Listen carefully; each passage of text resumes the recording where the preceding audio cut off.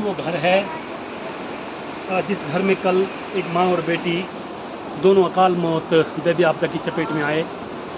हम एक बात को लेकर आपके सामने हैं कि लगातार जो वर्तमान की सरकार है, तथाकथित डबल इंजन की सरकार है, गांव के लोगों का कहना है और हमारा भी ये कहना है कि जब राज्य सरकार को ये मालूम है कि जो पूरा क्षेत्र है ये बहुत सेंसिटिव जोन है, आपदाग्रस्त क्षेत्र है, और लगातार इन दोनों गाँव की फाइलें विगत कई वर्षों से शासन में लटकी पड़ी है कि दोनों गाँव का जो तीनगढ़ और ये जो तोली गाँव है इनका विस्थापन होना चाहिए। यहाँ के प्रत्येक नागरिक की यही डिमांड है कि ये गाँव को विस्थापित किया जाना चाहिए। ये सुरक्षित नहीं है आज भी कोई। आपने सामने ये जो सामने जरा आप गाँव दिखाइए, जो सामने गाँव है तीनगढ़ गाँव है, यहाँ आप देख लीजिए।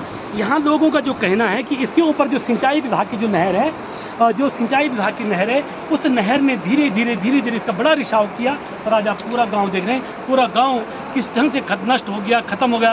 ये तो भगवान का बहुत बड़ा शुक्र है कि वहाँ दिन में ये घटना हुई, लेकिन जहाँ पर हम खड़े हैं ये वही घर है।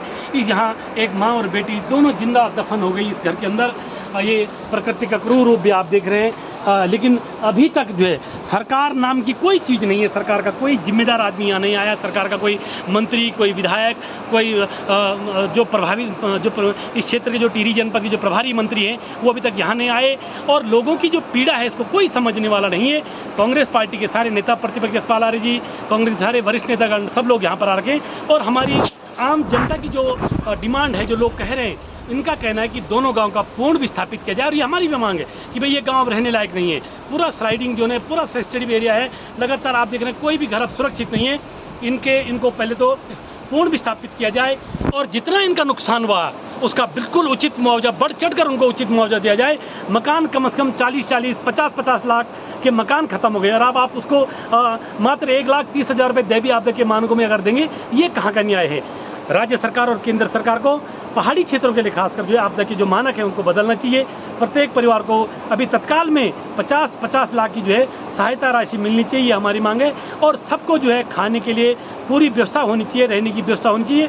और तोली और दोनों गांव के लोगों ने कह दिया कि हम तब तक यहाँ से वो इंटर कॉलेज बिना खाल में इनका अभी वहाँ पर रह रहे हैं। और इन सब की ये डिमांड है और हमारी भी इनके दर्द में, इनके दुख में हम सब लोग बहुत बिल्कुल मन से इनके साथ हैं। प्रयास करेंगे जो हमसे हो सकेगा हम करेंगे, लेकिन मेन राज्य सरकार को इस पर ध्यान देना चाहिए। राज्य सरकार को तत्काल प्रभाव से अपना पूरा शिष्टमंडल यहाँ जो अपना जो मशीनरी है उसको यहाँ भेजना चाहिए और यहाँ के लोगों की बढ़ चढ़कर मदद करिए। अभी हमने देखा जो सामने गाँव है वहाँ पर क्या हो रहा था कि सारे गाँव के जो घरों का सामान लोग खुद उठा रहे।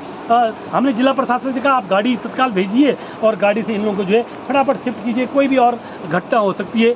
और पूरा फिर वैज्ञानिक, भूवैज्ञानिक यहाँ पर आए, इस क्षेत्र का सर्वेक्षण हो। पहले भी इसका सर्वेक्षण हो रखा है, पहले भी इसकी सर्वे हो रखा है और उन्होंने इस क्षेत्र को रहने लायक नहीं बताया कि ये क्षेत्र पूरा रहने लायक नहीं। जो 2-3 जो अगल बगल के गाँव हैं, तो हम सब लोग इस पीड़ा में इन लोगों के साथ हैं और राज्य सरकार को तत्काल प्रभाव से इनकी बड़े स्तर पर मदद करनी चाहिए।